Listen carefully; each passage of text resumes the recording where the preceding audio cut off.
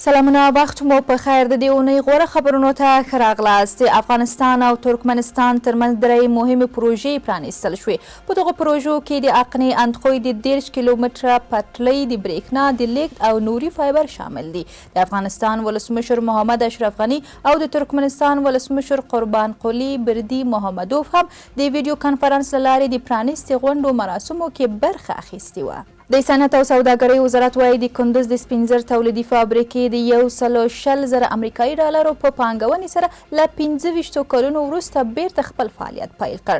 له دغه وزارت څخه په خپره شوې خبره پاڼه کې ویل شوي چې یاده فابریکه په 24 ساعتونو کې 10 ټنه غوړي تولیدوي او ترڅنګ یې د زغرو، کنځلو، پنبهدانې غوړي، کنجاړه او صابون تولیدولو توان هم لري. د سپین زر تولیدي فابریکه پر کندز سربیره خپل تولیدات نورو ګاونډیو ولایتونو ته هم د خرڅلاو په موخه استوي.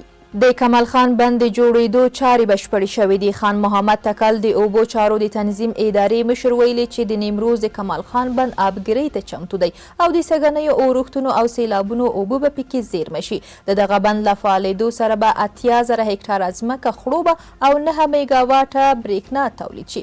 د کمال خان بند د جوړېدو موخه د نیمروز په ولسوالیو کې د ځمکو اوبه کول او په دې سیمه کې د سیلابونو مخنیوی دی.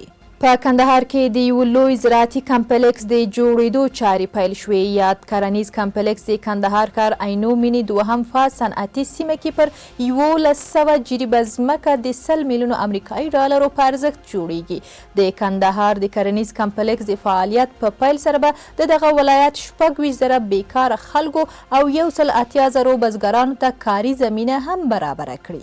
ننګرهار کې د صابون جوړولو په 6 فابریکو 15 میلیونه امریکایي ډالرو پانګونه شوې. د ننګرهار د سوداګرۍ او صنعت ریاست چارواکي وایي جلال آباد ښار کې د 15 میلیونه امریکایي ډالرو په پانګونې سره د ځان او جامو وینځلو د صابون 6 فابریکې فعال دي چې سلګونه کسانو ته به پکې د کاري زمینه برابره شي او د هیواد ټولو ولایتونو ته په ښه کیفیت سره صادرات لري. د روان کال تر پایه 15 میلیونه وګړو ته برېښنایي پیژندپاڼې ویشل کیږي. د افغانستان د احصایې او معلوماتو د ادارې مشر جاوید رسولي وایي دوی دمګړۍ د برېښنایي پیژندپاڼو د ویش 80 مرکزونه لري چې له دې ډلې 6 په ایران کې فعالیت کوي او د دې په خبره دوی هڅه کوي چې چارې چټکې او شفافې کړي او په دې توګه د روان لمریز کال تر پایه څه باندې 15 میلیونه وګړو ته برېښنایي پیژندپاڼې وویشي. د هیواد په کچه د کرنیزو محصولاتو د مدیریت پروګرام له لارې د روان کال له پیله 10,828 ودانۍ جوړې شوې دي. د کرنې او مالدارۍ وزارت وایي په دغه ودانیو کې ممیز خونې، د پیازو او کچالو زیرمتونونه او دغه راز د مڼو او انارو د ساتنې لپاره 0 درجې سړې خونې شاملې دي. د معلوماتو له مخې د دغو پروژو په پلي کېدو سره به 80,000 کسانو ته لنډمهالي دندې او 29,000 کسانو ته د دایمي دندو زمینه برابره شوې ده.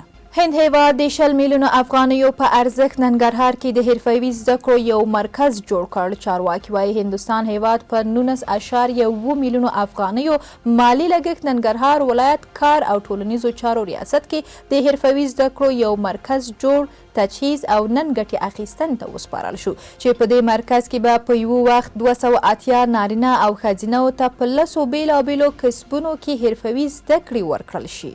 کاپیسا کې د 50 میلیونه افغانیو په لګښت د 2 ښوونځیو لپاره نوې ودانۍ جوړې شوې. د پوهنې وزارت وایي هره ودانۍ 10 درسي خونې او نورې ښوونیزې اسانتیاوې لري چې د ودانیو له پرانیستلو سره سلګونه زده کوونکو ته د زده کړو لپاره خوندي درسي چاپیریال برابر شوی دی. دا د دې اونۍ غوره خبرونه چې تاسو ته مو وړاندې کړل. تر بیا ښې چارې.